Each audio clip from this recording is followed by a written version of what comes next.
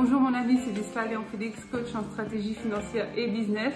Je te souhaite la bienvenue sur ma chaîne. Ici, je parle développement personnel, stratégie financière, business, entrepreneuriat. Donc, si l'une de ces thématiques t'intéresse, je t'invite chaleureusement à t'abonner à cette chaîne.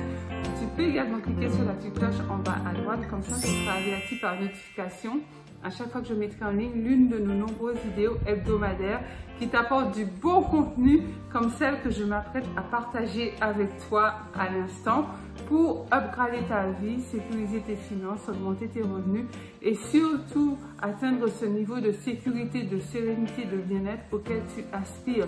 Deuxième action, va en barre de description, tu verras un lien, il s'agit d'un tout petit questionnaire facile et rapide à remplir. Une fois que tu l'auras rempli, je t'offre une demi-heure de coaching stratégique gratuit pour mettre en place avec toi tes premières actions pour upgrader ta vie, vraiment vivre de manière concrète la vie à laquelle tu aspires.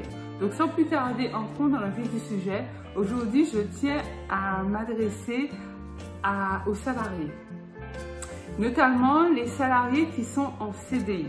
Je suis pour le salariat, c'est-à-dire que vous allez rencontrer des coachs qui vont être très axés business, très axés entrepreneuriat, très axés investissement. C'est mon cas. Simplement, je dis et je crois que le salariat ou les revenus issus d'une profession libérale ou d'un travail de consultant ont tout à fait leur place et sont très importants, sont même stratégiques lorsqu'on veut investir. La seule chose, c'est que, en fait, il ne faut pas s'appuyer que sur ces seuls revenus. C'est là le truc.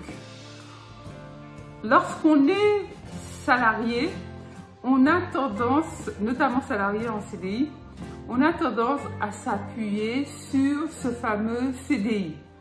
C'est le Graal. D'ailleurs, tout le monde aspire à avoir un CDI, bon, ce qui est un peu normal. C'est quand même le statut de salarié le moins précaire, on va dire. Il vaut mieux avoir un CDI plutôt que d'avoir un CDD. Le CDI te permet d'investir, en fait. Le CDI te permet de franchir dignement, la tête haute, la porte de la banque pour pouvoir demander un accompagnement financier lorsque tu envisages de faire un prêt pour investir, notamment dans l'immobilier. Simplement, il y a plein de domaines dans lesquels ton CDI ne te sera absolument d'aucune utilité. Il faudra que tu aies des ressources annexes, ce qu'on appelle des revenus passifs. Par exemple, si tu veux investir en bourse, que tu aies un CDI ou pas, la banque ne te prêtera jamais d'argent pour pouvoir acheter des actions en bourse. Si tu veux créer ta boîte, c'est sûr que tu pourras demander un prêt à ta banque ou il y a des organismes aussi qui aident les entrepreneurs à se lancer, à créer leur boîte. Maintenant, le taux de réponse favorable n'est pas aussi important que cela. Et en plus, en termes de délai, tu vas être soumis à la contrainte d'un tiers, c'est-à-dire soit de la banque ou soit de financeurs privés, de capitaux sur lesquels tu comptes, alors que tu es peut-être prêt ou prête à créer ton entreprise. Donc, ce qui est intéressant, c'est que tu aies tes fonds propres et que tu puisses utiliser tes propres ressources financières pour pouvoir créer ta boîte. Si tu veux te lancer sur Internet, c'est pas cher. Que ça soit créer un site, que ça soit créer une chaîne YouTube, créer une formation en ligne, tu vois, toutes ces choses-là, c'est pas cher, mais ça te demande quand même un minimum. Si tu crées une chaîne YouTube, il faut quand même que tu puisses filmer tes vidéos.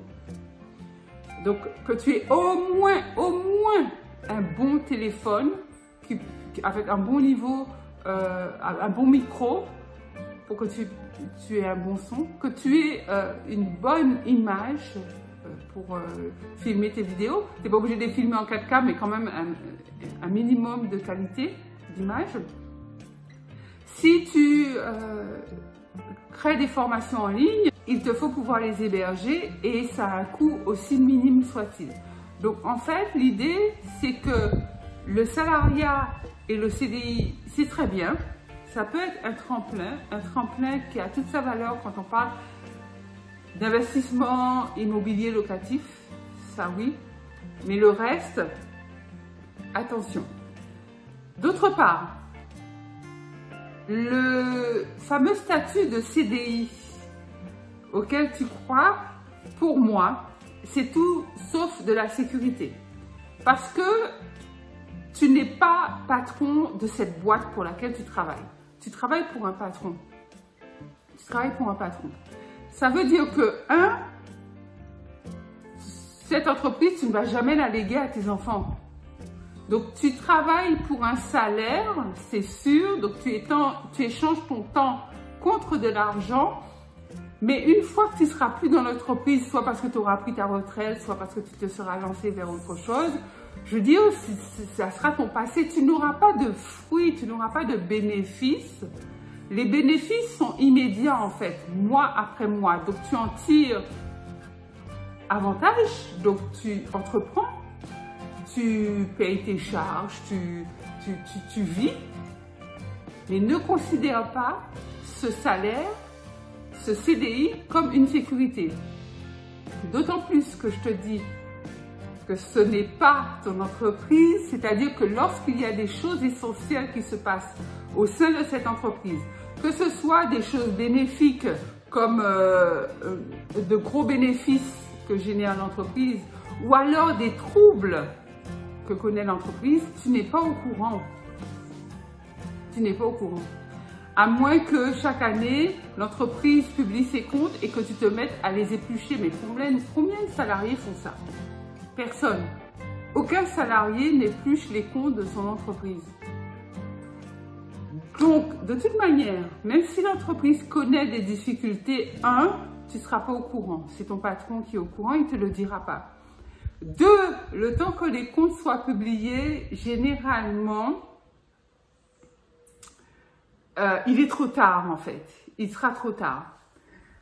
Si l'entreprise connaît des difficultés et que tu es mis sur la sellette, tu seras au courant lorsque la décision sera déjà prise de te licencier. Et là, quand même, c'est pour moi... Alors, ça a sûrement trait à ma personnalité parce que je suis un peu celle qui veut quand même être au contrôle. Alors, on ne peut pas être au contrôle de tout à 100% dans 100% des circonstances, mais un maximum quand même. Ça veut dire que tu es sur la sellette, ton emploi est menacé. Il y a plusieurs personnes au niveau de la direction qui sont au courant, mais toi, tu n'es pas au courant. Tu vas le savoir peut-être lorsque les RH vont te convoquer ou peut-être lorsque tu vas recevoir un préavis de licenciement. Donc, moi, je ne veux pas faire une vidéo pessimiste, pas du tout. Au contraire, moi, mes vidéos, elles sont super transparentes. Je veux juste dire ce qui se passe, soit ce que moi, j'ai vécu ou que je vis, ou soit ce que j'ai constaté autour de moi, de par mes rencontres ou de par mes activités de coaching. Donc, en fait, l'idée, c'est de garder ton CDI, mais de te lancer dans l'entrepreneuriat. Garde ton CDI, mais investis. Et ton CDI, en fait, tu dois, quand tu bosses pour ton patron, tu dois être à fond. Tu dois donner le meilleur de toi-même. Tu dois être à fond dans ce que tu fais. Tu dois être vraiment ce qu'on appelle l'employé modèle, qu'on n'ait aucun retour à te faire, aucun retour négatif. Tu auras tes promotions, etc. Donc, tu es à fond. Quand tu es dedans, tu y es à 100%. Mais après, lorsque tu as terminé de travailler, et que tu mets ta casquette de businessman ou businesswoman, tu es à fond dans tes affaires à toi en fait. Et c'est là où les gens n'arrivent pas à faire la part des choses. Il faut absolument diversifier tes sources de revenus. Je dis 7 sources de revenus minimum. Et en fait, moi, dans mon coaching, c'est de 7 à 77 sources de revenus. Parce que c'est possible. Moi, je connais, j'ai un mentor qui a bien plus de 77 sources de revenus. En fait, c'est facile. Je te donne un exemple. Parce que quand tu dis, ah, cette source de revenus, mais le boulot que ça doit demander, pas du tout.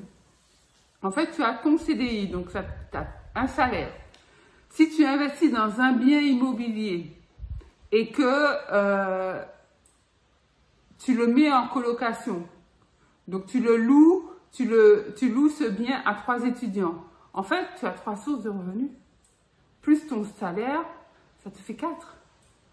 Donc, tu vois, tu es pas loin des 7 en fait. Il suffit que tu renouvelles l'opération et ça y est, tu es déjà passé à 7 sources de revenus. Tu peux t'arrêter là si tu veux.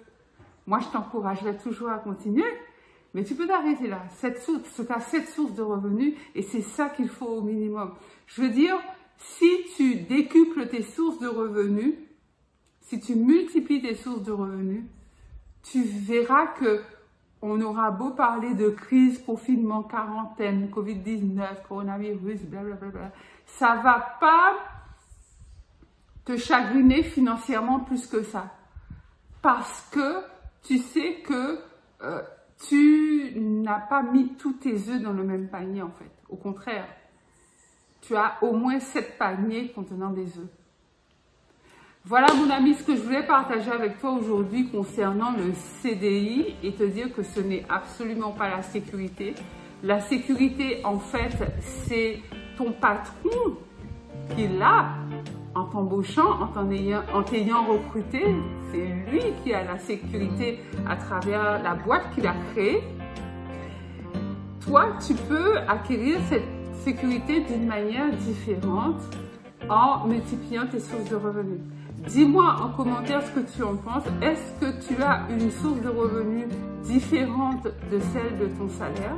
Pense à liker cette vidéo, un gros pouce bleu, à la partager massivement tout autour de toi, dans tes groupes, partage-la à tes contacts, à tes amis, ta famille, de manière à ce que l'information puisse parvenir au plus grand nombre.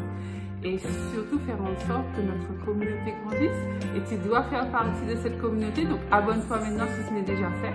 C'est Lucía Léon Félix, coach en stratégie financière et business. Je te dis à très vite pour une nouvelle vidéo. Bye bye.